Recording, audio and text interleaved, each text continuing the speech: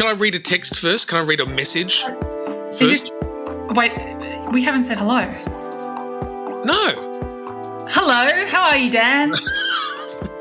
That's a pleasantry that I don't wish to subscribe to. Oh, okay, I don't know how to change that. I'll say hello, listeners. That's it. Yeah, that's one of the rules for podcasting. Apparently, is you got to acknowledge the listeners and call them dear. I hear that a lot, dear listeners. Oh, dear listeners. Oh, Yes. I don't like dear. No. Friends. Party poopers. Party poopers. Hello, party poopers. How are you today? And there's the problem. Yeah, they can't inherited in involving the listeners to the conversation. They're not here. It's the same. It's the same as God. No, but you know what it's the same as? You're never going to get an answer. I'm not answering your God thing, but it's the same as the dogs. I don't know if your family does this, but if I ask my dog a question, one of the kids will answer in the dog's voice. Oh, no, it does not happen. We do it. It's like 30 times a day. The dog is talking. He talks in a baby voice. I don't want to do that. That's what he says. Oh, that's great. So I could say, how are you all, party poopers? And you go, really good, thanks. That's what you do. Do I need a puppet in my hand as well?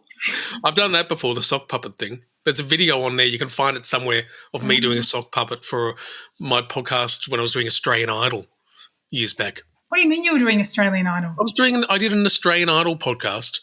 Oh, okay. I thought you meant you were on Australian Idol. No. And then Biggest Loser, called Chew the Fat. That was another podcast I did. Oh, we need a Big Brother one. You and I, Big Brother. We could talk. We did that too. We ended up calling it Reality Cast, so we could just talk about whatever reality show was happening at the time. Well, we didn't. No. You said we did, but we didn't. That's right. My friend and I, Mark. Oh, okay. Now, you would like to do – hold on. You've got a few friends called Mark. Anyway, don't worry. You've got a few friends called Mark. I used to look after Mark. Yes. Oh, that's when I was a carer. Yep. Yes. Okay. So you have a text. Yes. Now, this is about this episode. Okay. I was just very curious about the wording here. I feel like we should take this next one back to the grassroots of us. No great theme, more of a catch-up. Reignite our spark. Yes. What the hell does that mean? Well, I got told off. You haven't told our dear listeners who actually wrote that. You did. Yeah, I did. I wrote that too. So why is that weird? Well, I got told off for saying that the sound of water pouring into a glass was intimate. How else can you define reignite our spark? I didn't know first that sparks, there was this, what's the spark? When did it go out? It didn't go out. And what does it require to reignite? It just wasn't in the focus. It wasn't focused. I didn't realise that paragraph would be scrutinised. So maybe I need to think more carefully about my words, because you're very much a word person. I'm just trying to get everything out so I can move on to the next thing person. So I would be saying that I guess like we've enjoyed very much having a couple of guests on. Yes. But I guess it hasn't just been you and I and our spark. Yes. Okay. Right. Do you want to describe that spark? No. Okay. Well, I also I've got a listener feedback, and I've had more than one listener feedback. However, I will forget them. But today I got one, and the listener said that, and who's actually a mutual friend, probably equally mutual between the both of us. Right. And they have said that themselves and their husband love listening to the podcast, and she said to me, Bianca, you are a hoot, right? And this person, they didn't mention you at all. My hootability. Nothing. Maybe it's just implied, my hootiness. They said, my husband and I think that you're a hoot. So that was lovely about me, but nothing about you at all. Well, there you go. So perhaps we can then assume from that this even friendship might become imbalanced after today. Well, yeah. Maybe I'm not so friendly anymore. One. I'm the popular one. Is that what you mean? And you're the... Yeah, that's it. Forget equal friends. If I'm not hooty enough, Maybe I'll just blow off like a blowfish. I'll be hooting the blowfish. I stop bringing it back to music, but I wonder, I've never been called a hoot. No one's ever called me a hoot before. But then I was thinking, am I a hoot? Have I turned into a hoot? Or is this just part of that person's vocabulary and people get called a hoot all the time? Maybe. Does it mean I'm giggle? Reference to the ABC in Australia. Yeah, yes. Oh, yes, that's true. ABC, giggle and hoot. I'm just thinking about that. I'm not really sure. Oh, yeah, no, he's really funny. No, that's not you. So that was the feedback. Really, is that the? I'm going to start writing my own feedback. Oh well, no. People have been giving you. You know, people don't give you feedback because they just say, "I've been listening to your show," and you go, "Okay." That's true. You don't get feedback. I have received more feedback from people as well, and it's been positive, and that they laugh in a good way, not at us but with us. But that's just the one that I got today because the other ones have gone out of my head. Okay. So I would like to talk about what we've been up to. It's something I think about, and I do think about this every day, Dan. Would you like to just, I guess without giving too much detail, but you went to a show.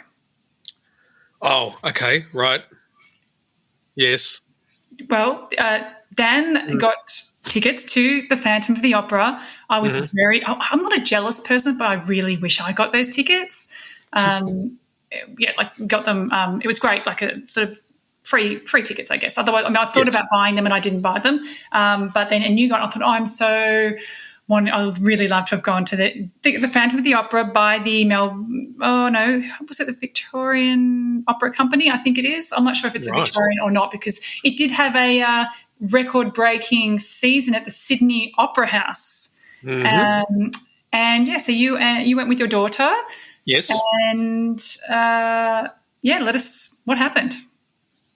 Well, I should begin by saying that I don't go to a lot of musicals, but one of my all-time favourite pieces of music is Les Miserables. I just adore it. I listen to it still.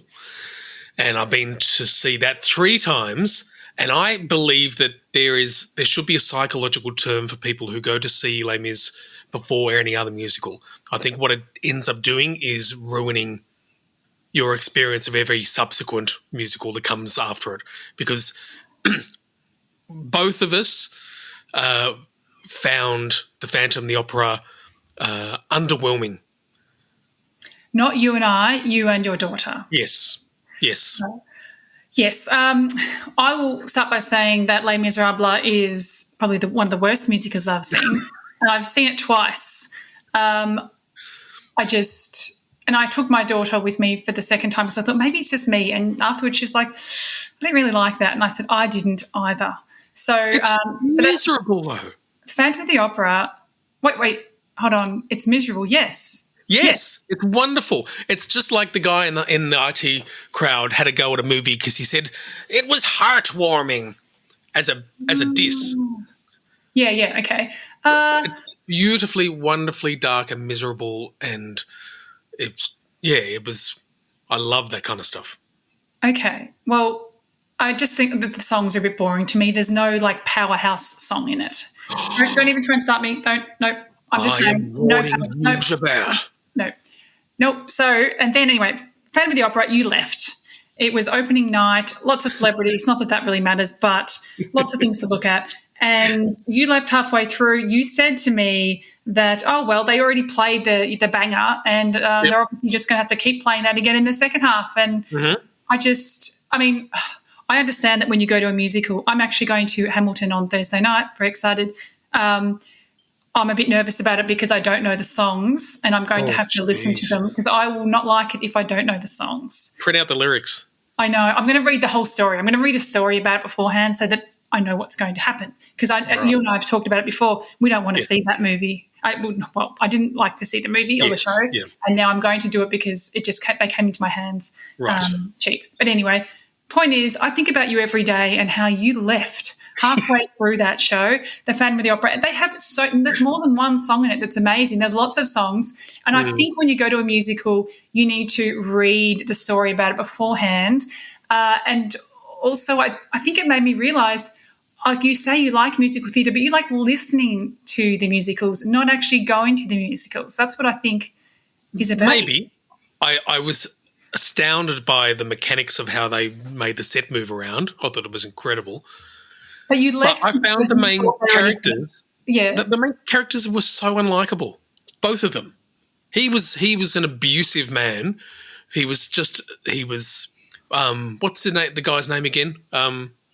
Who's in the news, the producer and so forth, who's in jail at the moment. Weinstein? He is basically the Harvey Weinstein character. And she was just painful, absolutely painful. I didn't like the characters. I don't really like the songs that much. I think they were a little bit too appealing. Like they were just he was trying to write to get a couple of hits in there, and I didn't appreciate that. And the two of us got to the halftime. We were both yawning, and we had we got something to drink. And she just said to me, "Oh, look, could we go now?" And I'm like, "What do you mean?" And I didn't want to say it straight away. I just wanted to get her understanding what she was not liking about it. And I was just agreeing with everything she said. And I said, "Well, I've got to be honest with you. I really would like to go myself." Yeah, and so we were so happy. Would you have left if you had to pay $150 each for the tickets? I've left stuff before. Not very often, but I have left. Okay, but I'm just letting you know, I think about you every day and what you did. I'm never going to watch the rest of it because I don't care. I will never take you to a musical with me. You are not invited. Anyway, that's something I really had to get off my chest because, as I said, think about you every day. Just you need to sit through it, and you don't even know what was going to happen in the second half. It could have changed. If they both died, I'll go and see it. Okay, all right. Now, moving on to something else. I've finished talking about that. Is that you have a impending party coming up at your house very soon. And I was wondering, it's a party, you're going to have a number of people, maybe, I don't know, I'm going to make it up, 20 to 30 or something like that. Yeah.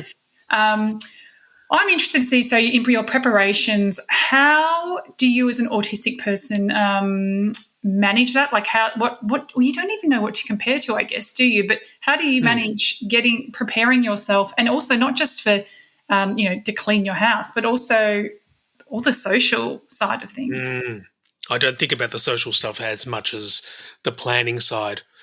I've got a history of having a mother who just loved parties, so I was around the planning of them, and during the parties I would try and disappear as much as I could. But the planning side of things is, that's all right. I like all that stuff. So I think way ahead about what I'm going to do. Currently I've got stuff in the slow cooker cooking away. I did some yesterday as well. So I like preparing all that sort of stuff. I did some cleaning. So all that stuff I don't mind. I like all the preparation parts because I get to put on my headphones and, sweep and do repetitive tasks and all that kind of stuff. I like all that. Okay. And so what about I'm actually going to be making a speech at this party, and I imagine you may also be making a speech. Yes. Yep. Yes. And so how do you feel about, I guess there's obviously speech writing I imagine you'll be good at because you are good at writing and you like your words. And how about public speaking? How do you feel you go with that? I don't like it, and I always feel very self-conscious when I do it, but I can still do it, and I just put on a very big happy mask and play the character. Would you cry? No. Never? Well, based on what I've written so far, I don't think that's going to happen. So I think it was at your birthday a few months ago. I think I was standing near the fire thing, and actually your wife was making a speech. And really good one.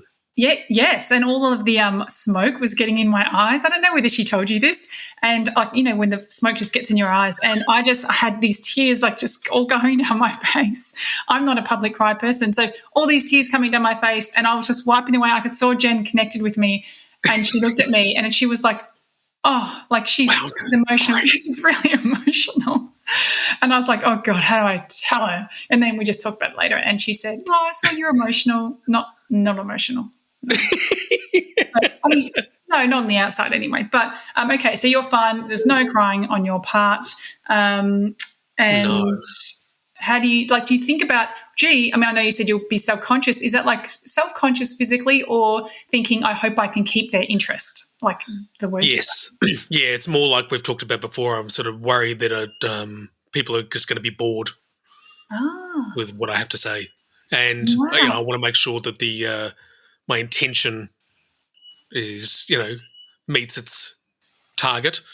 I get the laughs where I was expecting.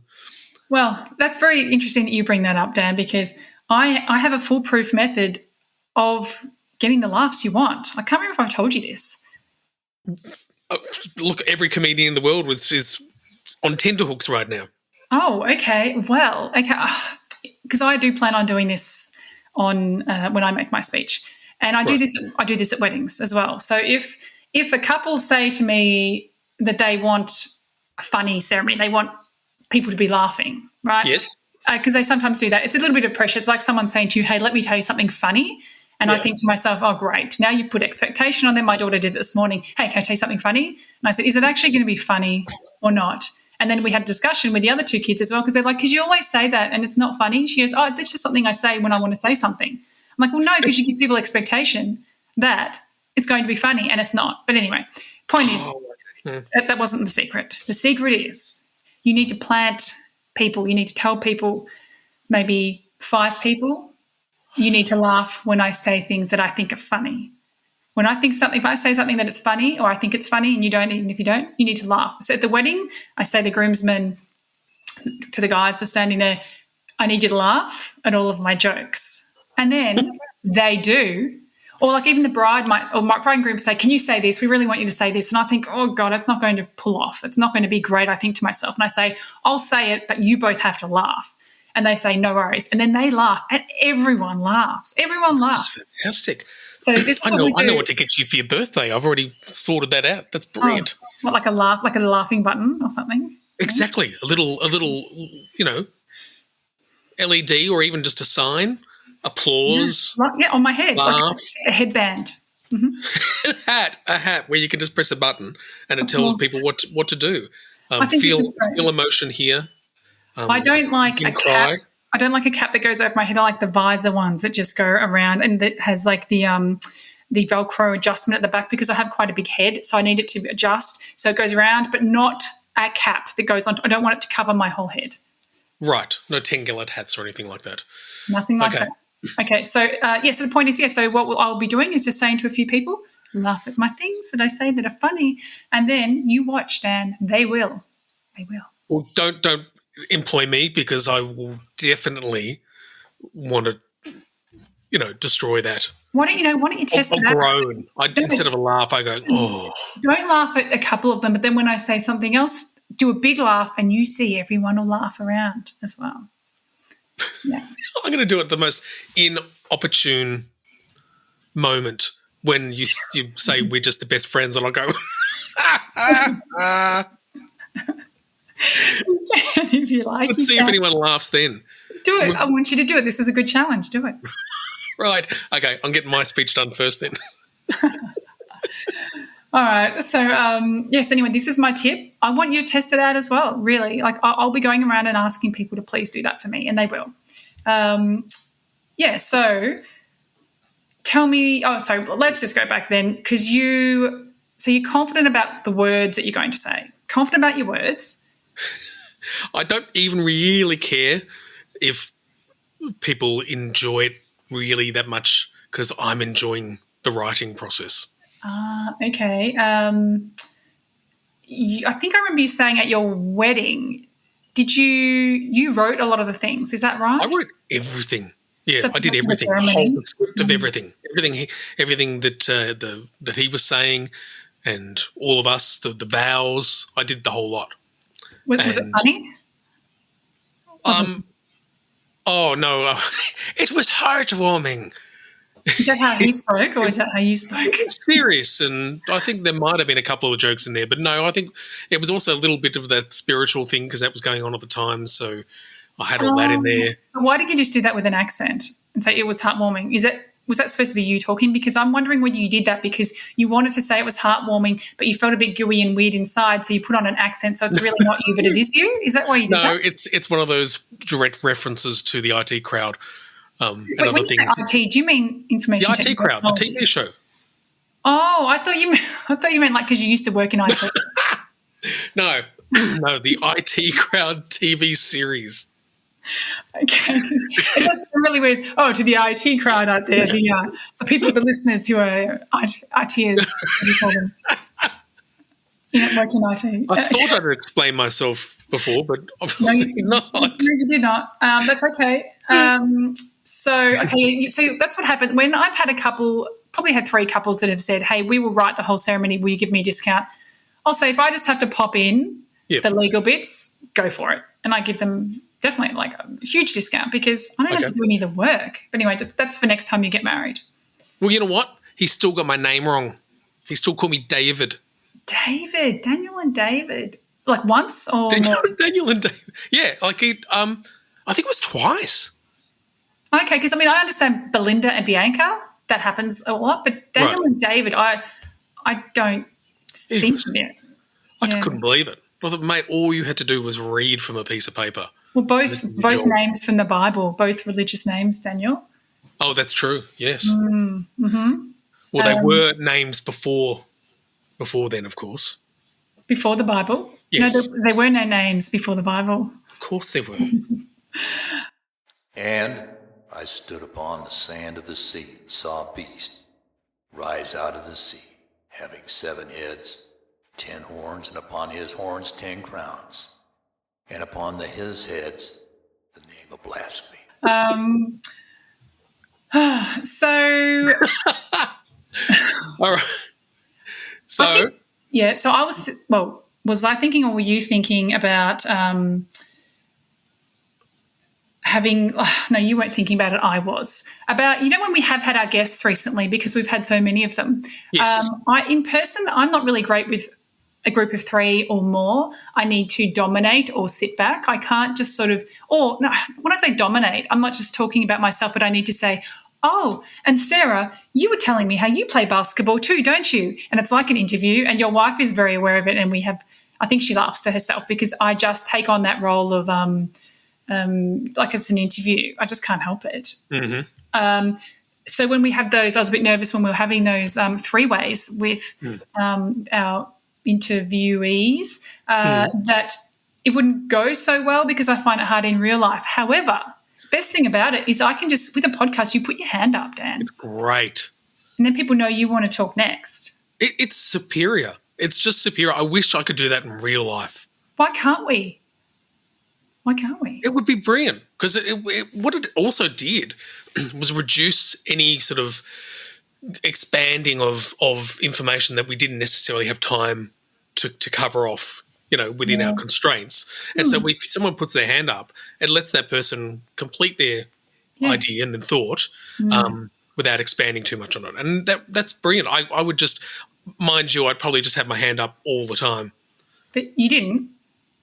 I love communicating. In real life. Well, you know what? Heck, why don't we just do this? Because this is what I love. This is the joy for me in life is like at the party on the weekend, on a weekend, not necessarily this weekend. I would like to I think you should do it and I should do it just when you're in a conversation with a few people, put your hand up. Okay, that's another. This is my humour. I love it. I love it so much. We've got to do it.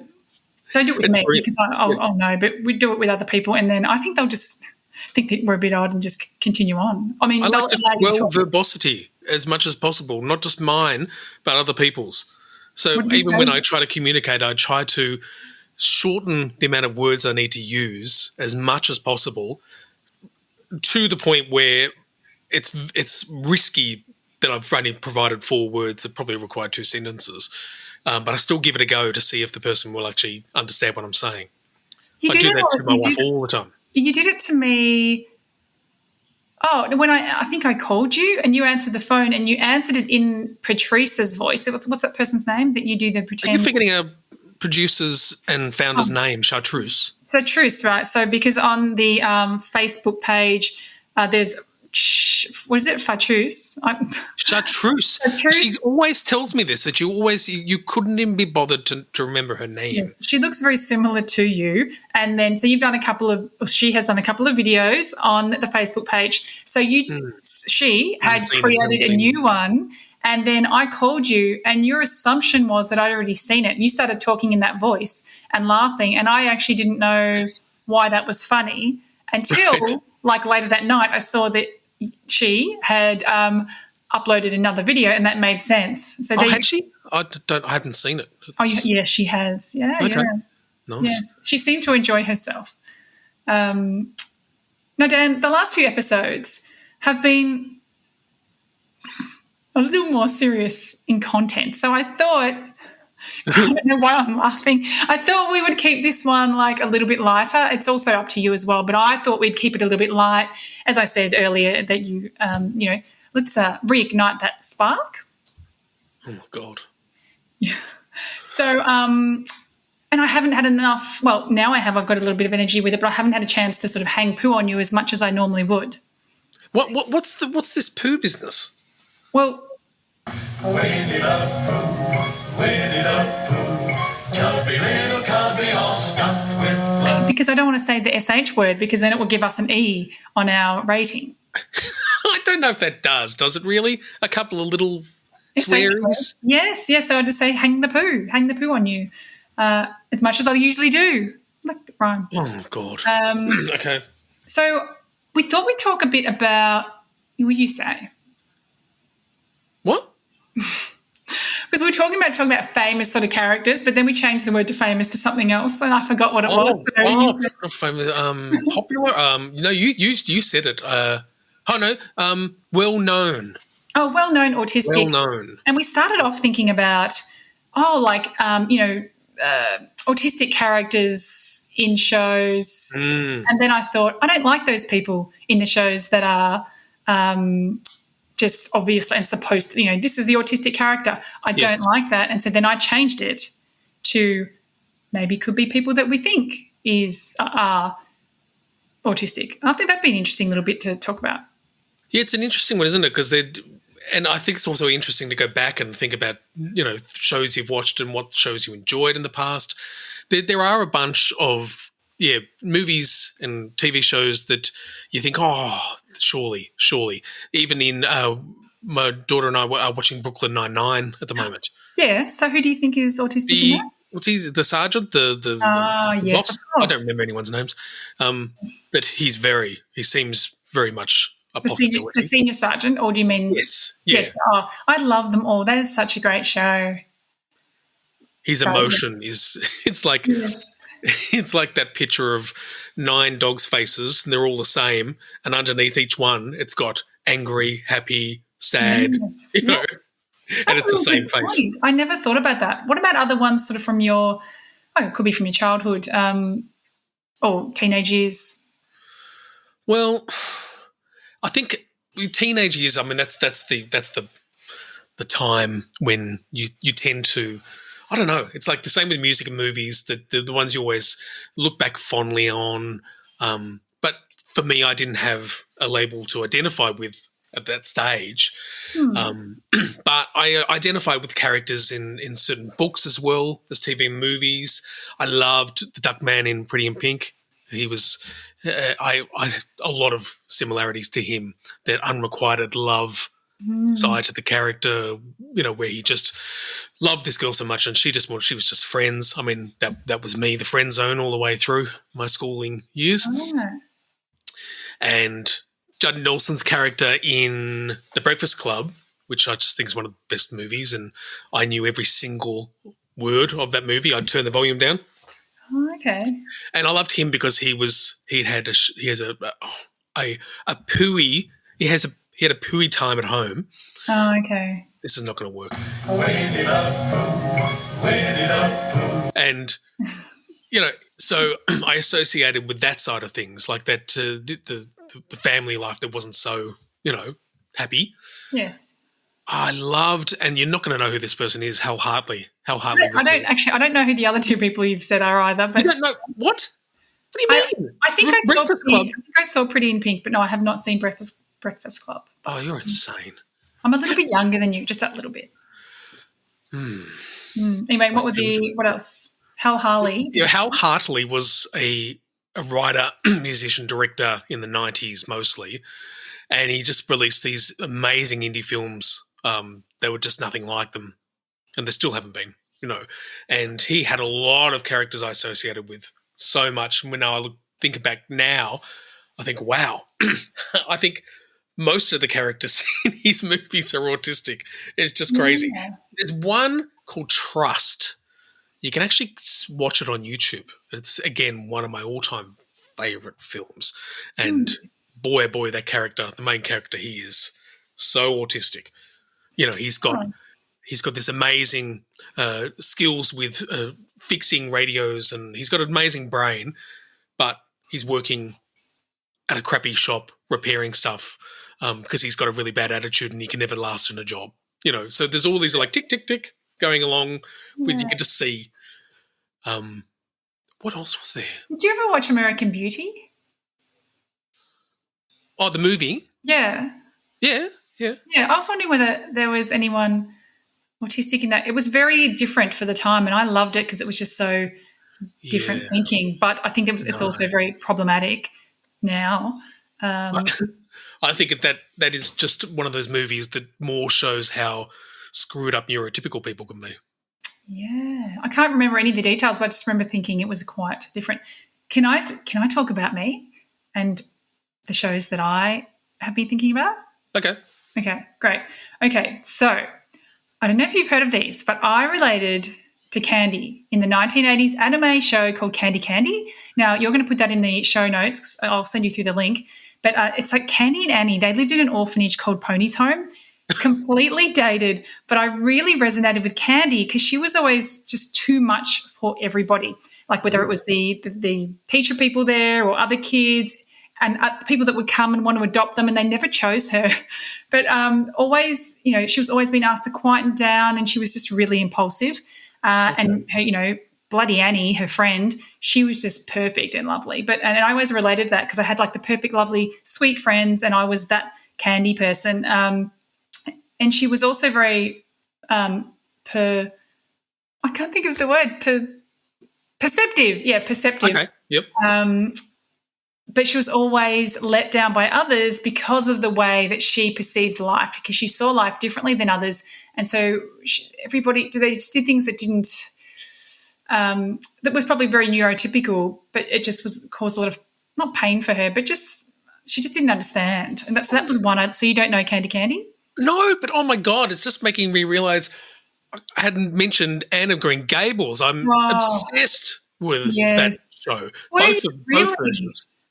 Wow, I haven't. I started watching the new one and I turned it off. Oh, it's dark. It's great. Yes, it was. I was watching with my daughter. So, and now I'll continue with my other one because you've interrupted. But I used to love watching just sort of like any sort of sitcoms, like even Home and Away and Neighbours and all those sorts of things, just because I could see the social situations that played out of neurotypicals on there, and then I could replay them or change them around with my Barbie dolls.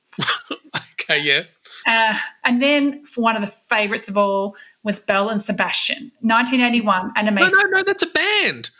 Belle and Sebastian, they're one of my favourite bands. Oh, gee, oops, I made a mistake. Waitress. It's not music.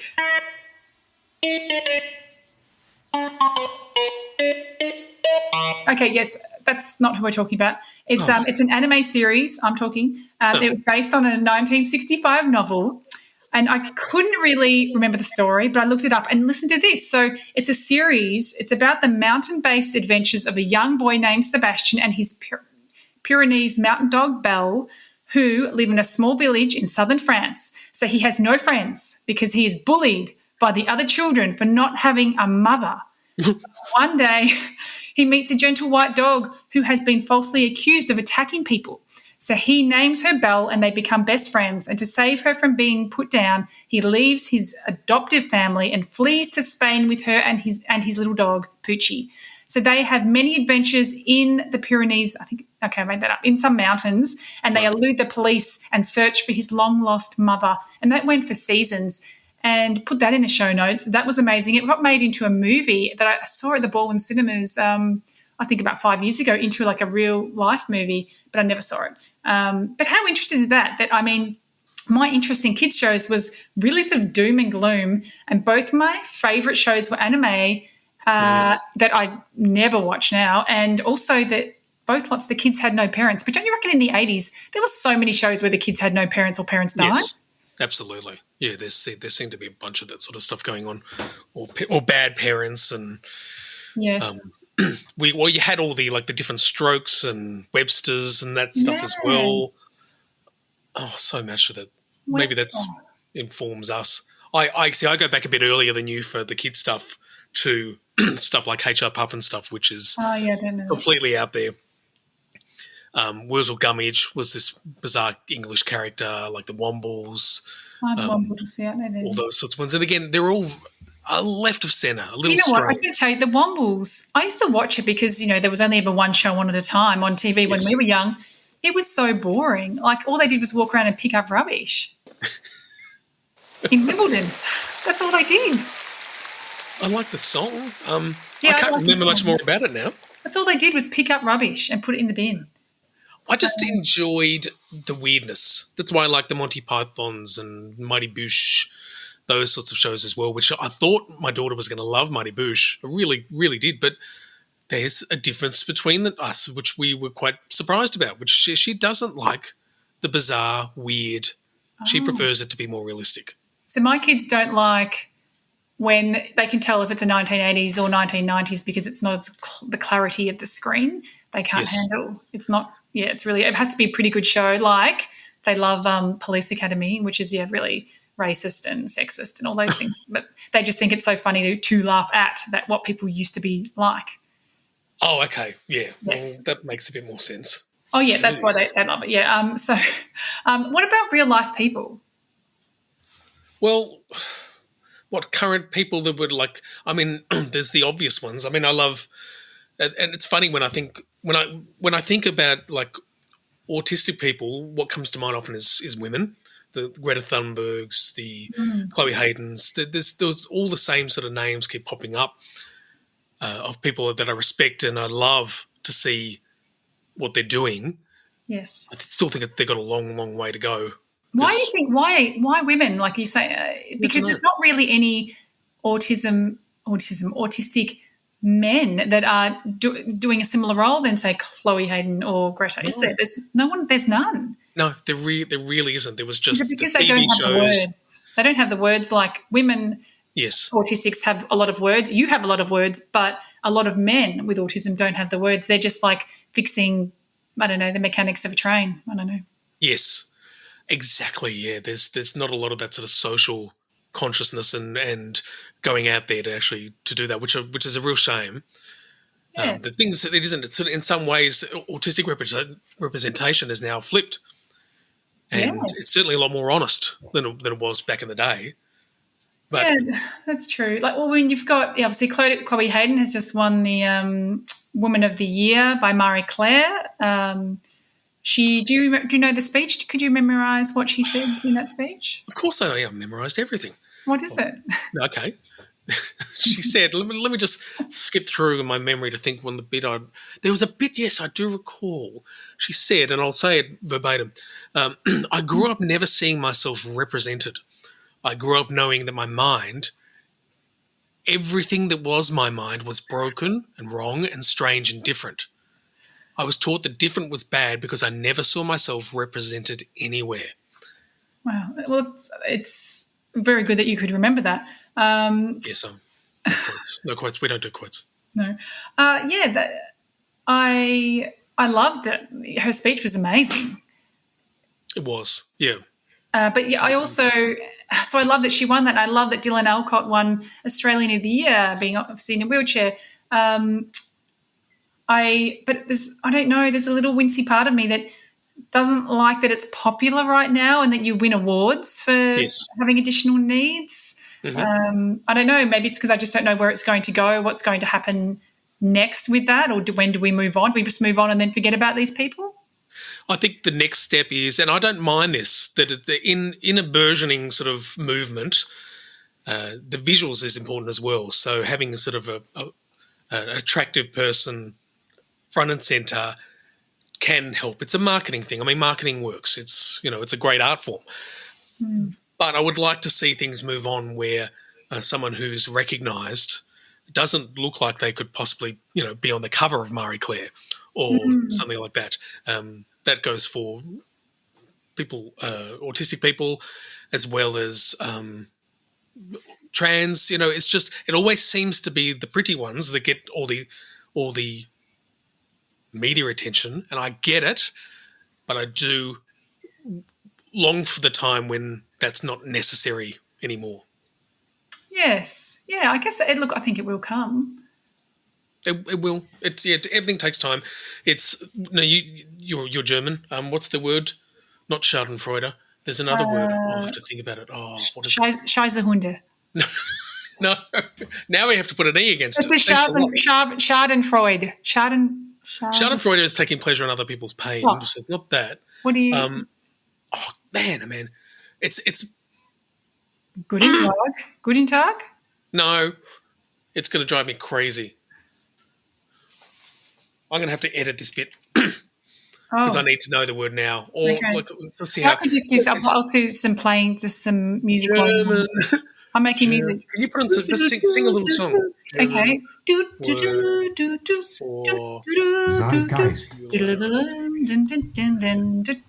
Okay, come on, German. Zeitgeist. Zeitgeist.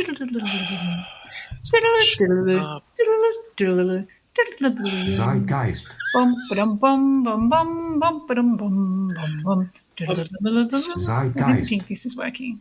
Oh, for God's sakes! It's about Zeitgeist. popularity and an idea that becomes popular in That was my dog. the world. He was just doing a big yawn, but it gave me a big scare. It was like yawn, one of those ones.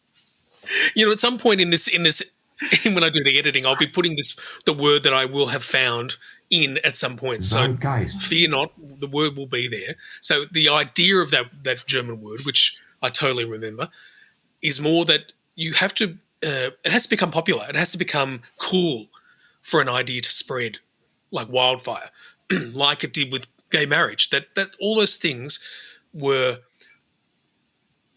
became popular in the media, and it became cool to talk about, and all those things are good things. Yes, I feel like this may be an anticlimax kind of word. It's a bit like the, hey, let me tell you something funny thing, because then when you tell me the word, I'll be like, don't even know that word. Am I going to know this word, or is this just one of your special words? Well, I don't know. I say it all the time, and I just cannot believe I can't recall it right now. But that's all right. Dankeschön. Okay, so... Schnitzel. No, I don't. Sprudel. 1, 2, 3, 4, 5, 6, 7, 8, 9, 10. Yeah. I don't remember, but that's what's going to happen. And when I look at all these bigots at the moment who are now attacking trans because they can't attack gay people anymore, without, because it's because it's popular. It's now popular to have for enough of these bigots to still be out there and have a go at trans people without being attacked too much. But I know that's going to change. I don't know that. I haven't seen any of that, but it's all they're doing now. On what? They're just everyone's attacking trans. Everyone. It's become the new thing to focus on because the last one didn't work, so they're on to the next. Online? They're on to the next minority that they can pick on. Yeah, but who are these people? I haven't met them. So are they online? Are they on online, television, Fox News, evangelicals, school boards, where they're talking about woke left, they're talking about, teaching that there's more than male and female, and it's just all this ignorant. I just wish there were a lot more people who were responding to these people directly with a lot of knowledge. Okay, that sounds like really good words. I thought about something from before. When we started the, when listener feedback, you should do a little jingle for that. Listener feedback. Yeah, right at the start. That would be fun, like listener feedback, and do a little like pop, pop, pop, pop, like jingle thing. And then we can do that every time, because then people will give us feedback all the time. Feedback, it's the feedback, it's the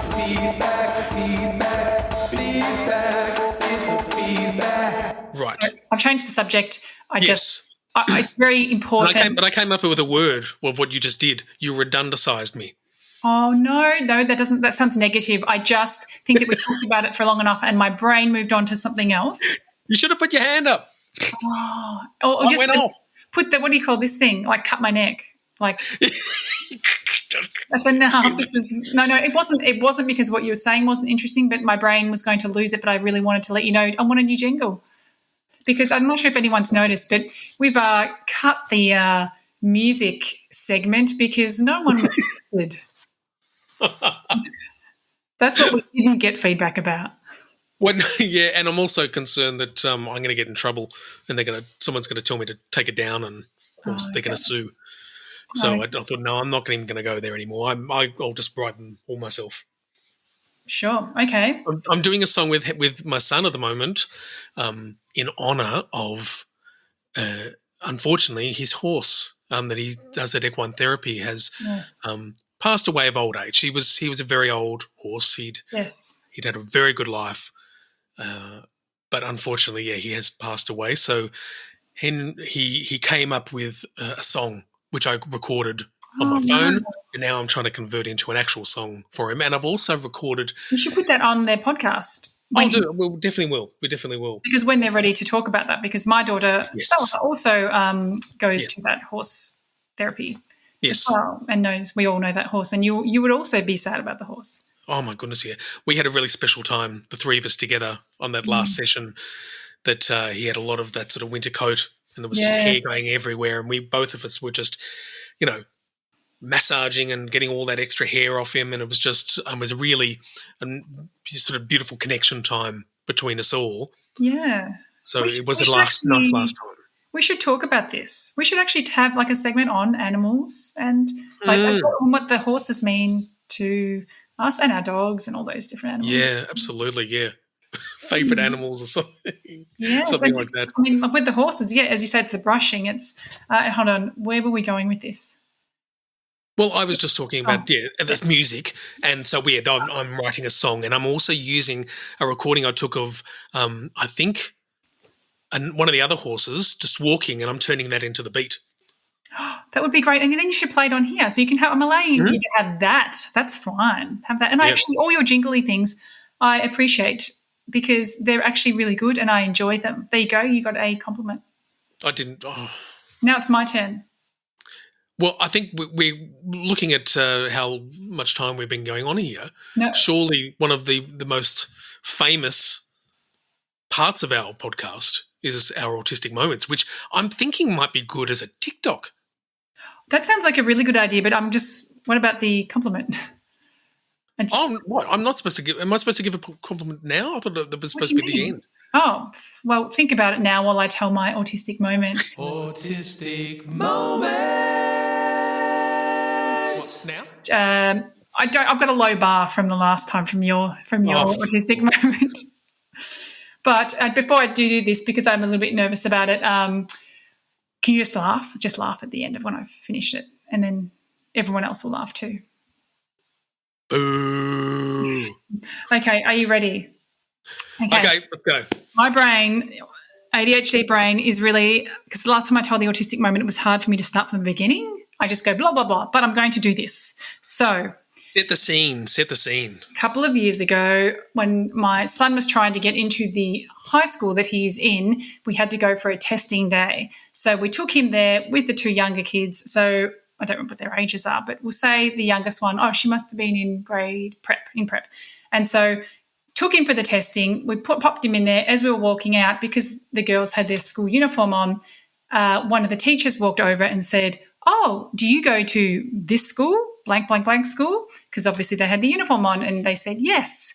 And then the teacher said, "Oh, my son works at that school." And then I was like, "Oh, really? Oh, what's your son's name?" And she said, "His name's Mr. Dixon." And so Mr. Dixon at the time was a grade 6 teacher, and my youngest was in prep. So, I mean, and we'd never had this teacher. So we've actually never spoken a word about this teacher. But the youngest one said, "Oh, yes, we know Mr. Dixon." And I thought, "Do we?" And I looked over at her and she said, "Oh, do you?" And she goes, "Oh, yes, but we call him Mr. Dickhead." Oh, no. Oh, you laughed. Yeah. And then I never, short of words really, but I actually had nothing to say because I was thinking, I've never spoken about this man, and you don't. And at the time, my daughter has never said dickhead. Like we never swore. And I'm like, how on earth has this happened? Obviously, she's heard someone else at school say something like that, and she thought it was funny. And the mother, just looked at me, and I didn't say anything, and so she just walked off. And I thought, I'm mortified. And what if my son doesn't get in now? But it was awful. It was a double moment. There was two of you doing an autistic moment then. Yes, that's very true, because I actually did no words. And then see how I told you to laugh? You've laughed. There you go. It works. I did it to spite. Yeah. Oh my goodness. I'm pretty good at responding to that sort of stuff sort of quickly, I think. In that situation, I'd have a laugh and say, "Well, Henry, that's not appropriate. You don't say that. Where have you learned that from? You certainly don't do that at home." I'd be doing everything to cover myself as well. Well, I guess in my brain was trying to work out what we've never spoken about him. Like if we had called him Mr. Dickhead, I would have said, "No, we have not." We would have had a better comeback, but because we hadn't, I didn't know what to say. So you just left him. Left it. Just left her. And I have seen her since this, and she's actually friends with one of our party poopers, and her are friends. Oh, they know they know each other because I've spoken to the party pooper about this. All right, and have you provided feedback as to the situation? I told the party pooper, they laughed, but I think we said we wouldn't mention it to her. Oh, no. Yeah. Anyway, so I've come up with a couple of good ones now, so there's a bit of pressure on you for next time. Well, I'm wanting someone else to give me some. I want some emails of moments from other people. I think we might have to actually literally become a call center and call people up and say, "Come on, give us some stories." That's a really good point because, I mean, if it's your autistic moment, sometimes you might not realise you were doing it. No, that's absolutely right. Yeah. Okay. That's all we've got to say about that. We were going through lists of people we were going to talk about. There was a comedian, a British comedian that I was going to talk about, and I sent an email off to them, and it was an official email address they had. I think they have representation and everything. Didn't even bother to respond. Didn't bother to respond. Did you email them? Oh, enough time. It's been a couple of weeks. Ah. Yeah. Wait, what were you asking? Do I have permission to either quote some things or put on a couple of audios? Right. You'd think that they would go, "Oh, fantastic, yeah, no problems," or at least respond. That's what I find so annoying. But maybe they thought that you would say if they said yes, then they might turn on the TV, and in Australia it's all over the TV ads. Maybe they thought that's what you meant. Well, no, I gave links to the podcast and everything. It shouldn't be this difficult to get. And I reckon he'd be annoyed if he found out. So I'm going to try. Maybe I can try and tweet him or something. Yes. So get a new management. All right, that sounds like a good idea, Dan. I think I'm finished now. I'm done. Or do you have more things to say? I might go, and you can just, if you need to keep talking, you can just. Well, I got a sick son upstairs, so maybe I should be going upstairs too, just to see what's going on. Sure, sounds good. Well, I'll see you next time on Late to the Party. Oh, that was awful. Don't ever do that again. All right. Bye. Bye.